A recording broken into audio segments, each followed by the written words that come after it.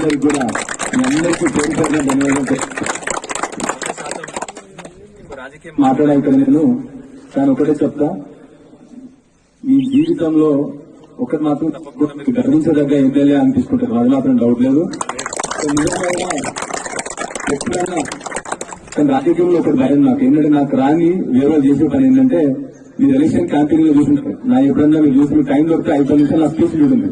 నాకు తిట్టడానికి రాదు, వేరే వాళ్ళేమో కేవలం తిడతా ఉంటారు.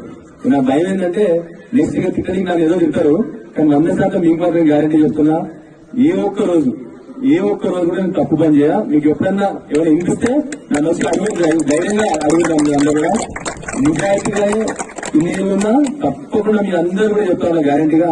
ఎందుకంటే మామూలుగా ఈ మధ్య రాజకీయ నాయకులు అంటే ఏంటి, లంగన దొంగలు అయితే రాజకీయ నాయకులు అవుతున్నారు.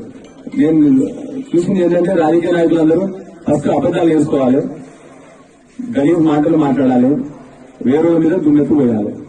నిజమే నేను చెప్పింది. నేను మాత్రం అవి చెయ్యా. సో మరి వేరే వాళ్ళు చేస్తుంటే నేను రెస్పాండ్ కాని మరి మీరు నిజం అనుకున్నారు అవన్నీ.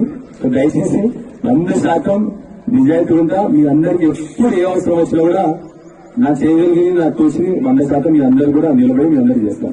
కదా మీరందరూ కూడా మీ అందరూ క్రికెట్ ఇదే స్ఫూర్తితో మంచి ఉద్యోగాలు చేసుకోవాలి.